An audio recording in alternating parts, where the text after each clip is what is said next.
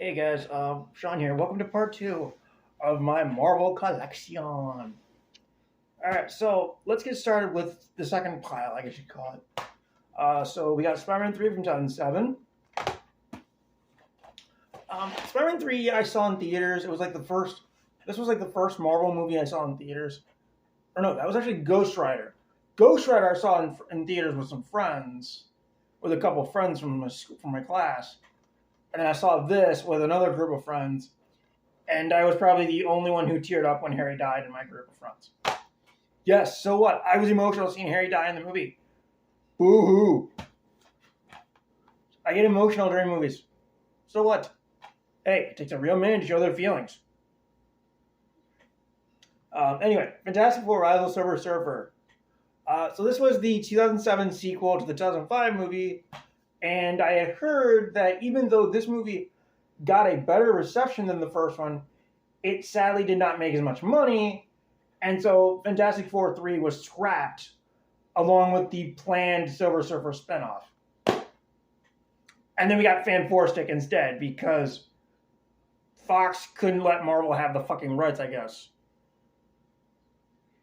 Which blew cat chow chunks. Ouch.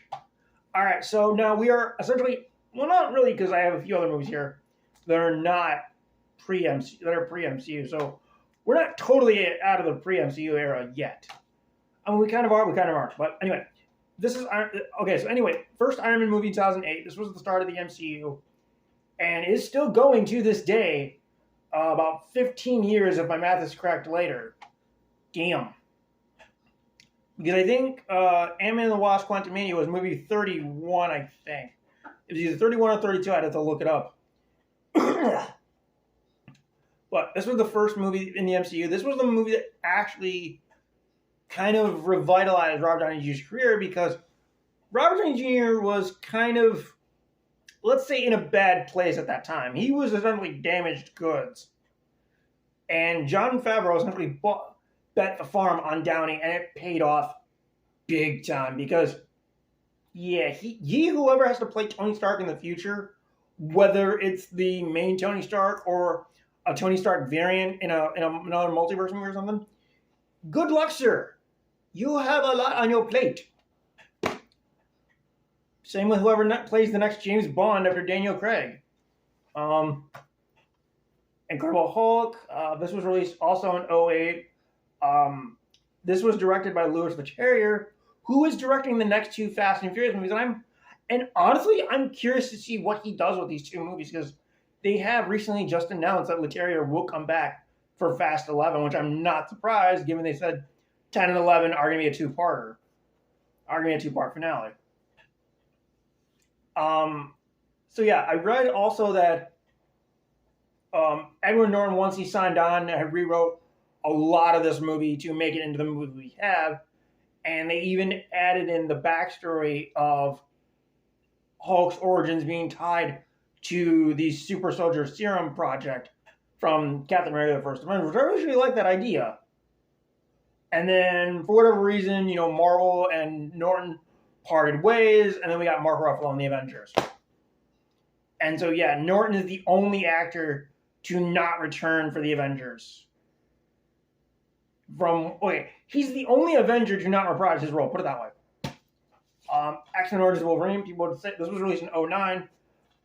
During the era, this was one of those movies made during the 2007-2008 writer's strike, and from what I heard, it was somewhat of a difficult production, because I think they were kind of rewriting scenes on the day and everything and all. And originally in the what's the documentary called? Wolverine Unleashed: The Complete Origins featurette. Hugh Jackman and producer Laura Schuler Donner both wanted to do the Japanese story, the Japan story, but Fox, for whatever reason, said you had to do the origin first. I mean, it's not like we didn't get the origin already in the flashbacks from the first two movies, but I guess they thought the audience needed a more expanded version, so we got this movie. And I know I'm going to go on a tirade here, but I know a lot of people complain about, why does Logan volunteer for the experiment when that's not what he did in the comics?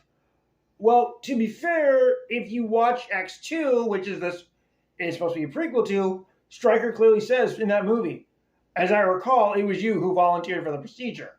So they had to have Logan volunteer in this movie to make it consistent with the first two films. But I get why people complain, because in the comics, from what I've heard, Logan was forced into the experiment. So I get the complaint, but they had to make it him volunteer to be consistent with the movies.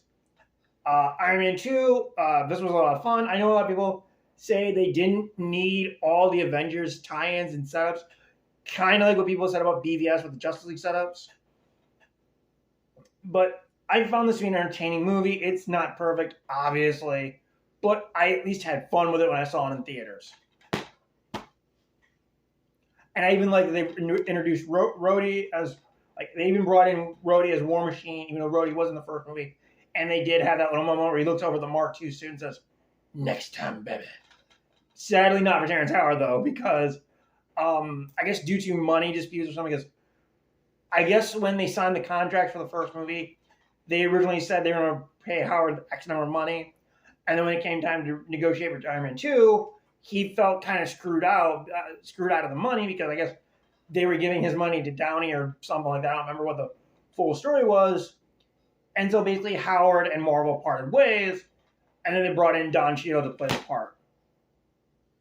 And I think Cheadle has done a great job in the role. I'm not saying Howard was bad, but like with the Norton thing, even though I like Ruffalo as Banner, and I like Cheadle as Rhodey, I kind of wish the whole situation with Howard and Norton had gone down differently and they got to come back. It is what it is. And speaking of Ruffalo and Hulk, I even heard that in the She-Hulk show, they actually make a comeback, a meta joke, where Banner says, "I was a completely different man back then." Yeah, it's like, no shit, you were played by Edward Norton back then. Because they acknowledge the events of Incredible Hulk, I guess. But the first Thor movie, this is honestly my favorite one of them all, of the Thor movies. I didn't really care much for Love and Thunder. It kind of went overboard with the jokes and the humor, whereas I think Ragnarok, which I don't currently own yet, kind of balanced the humor with the drama. Love and Thunder, not so much. It went too far with the jokes. But this was an entertaining story. It's basically about a movie about this how does this warmongering, war-thirsty future king who has to learn to grow a sense of humanity and be patient. And there's even a lesson that Thor has to learn that I think he kind of learns throughout these movies, is that, as Odin says, that a wise king does not seek out war, but must always be ready for it. Clearly, Thor did not know that in this movie. And then you got X-Men First Class, which is kind of a prequel, kind of a reboot, because the only real prequel connections they have here is the opening Poland 1944 scene, which is almost shot for shot with the first movie. Plus, you have Hugh Jackman and Rebecca Romijn make cameos in the film. So if you take those bits out, it's essentially a reboot of the franchise, because hardly any of the continuity lines up. And I mean that literally. Hardly any of it lines up. Captain America: The First Avenger. This was set in the 40s during World War II, I believe. I almost said World War I, but that was Wonder Woman was set for World War I. And this is the story of how Steve became Captain America. Like how he got the super soldier serum and all that stuff. Fought Red Skull and fought the Nazi and fought Hydra and the Germans and all that stuff. Or was it the Nazis? I don't bloody know. I think it was the Germans, I guess. I don't know. It is what it is. Ghost Rider: Spirit of Vengeance. Quite literally, the only connection between this and the first movie is Nicolas Cage. Everything else has been retconned, despite what David Goyer says. The Avengers. So yeah, 4 years and 5 movies of build-up, and this paid off massively. This was a massive payoff to a 4-year, 5-movie build-up. We got to see the first time the Avengers ever got together and teamed up, and it was awesome. And I even like this movie does kind of reference the alternate opening for Incredible Hulk, although they did have wiggle room because that scene was never put into the movie. They do have some wiggle room with it. Because in this, Banner says, played by Mark Ruffalo, says, I got low, so I didn't see a way out, so I put a gun in my mouth and pulled the trigger, and the other guy spat it out, basically. But yet, in the alternate opening, we don't see that. What we see is Banner has the gun in his mouth. He kind of pulls, I guess, the pin or whatever. I'm not like a gun expert. But just before he goes to put the trigger in his mouth, his eyes turn green, Hulk's out, Hulk crushes the gun, and then I guess an avalanche happened or something like that. So they kind of reference it, but they kind of don't at the same time. Like I said, I think they had a little wiggle room because that scene wasn't in the movie. Men in Black 3, where Jay had to go back in time to save Kay's life. And honestly, I thought Josh Brolin did a great job as a young Kay, because he says in the Partners in Time featurette that he watched the movie, like the first film, like 40, 50 times to try and get Kay's mannerism. And I think he nails it. Because honestly, especially even the voice, because if you didn't notice, you would swear, like there are times you could swear that it's Tommy Lee Jones dubbing his voice. That's how good he is at mimicking Jones. And he and Smith play off of each other very well. Like, the chemistry is almost identical with Smith and Brolin, whereas same as with Smith and Jones. The chemistry is almost identical with both. Like, and that's fantastic that they did that. I don't have MIB International. I'm never going to have a movie. I did not like that movie. And I will say this, wherever the chemistry that Hemsworth and Thompson had in Ragnarok went, it was not in MIB International. No way. Iron Man 3, where Tony is basically fighting, I guess, the Mandarin, I guess. I say I guess because, okay, this movie's like 10 years old, I'm going to spoil it. Ben Kingsley is not the Mandarin. No. Apparently, Guy Pearce is the fucking Mandarin because reasons. And then because of the, I guess, backlash to this movie, supposedly the real Mandarin is in Shang-Chi. Yeah, Marvel, you're about as bad at hiding your damage control as Star Wars was. I'm not fucking stupid. Do better. But yeah, in this movie, Tony's dealing with PTSD, post-traumatic stress, like panic attacks, post-traumatic stress due to the events of Avengers, where he nearly gave his life to throw that missile into space and hit the charting mothership. But again, like I said, Marvel, do better. I'm not fucking stupid. I know the Mandarin in Shang-Chi, even the short film All Hail to the King, were because of the backlash to this movie. I'm not stupid. Do better.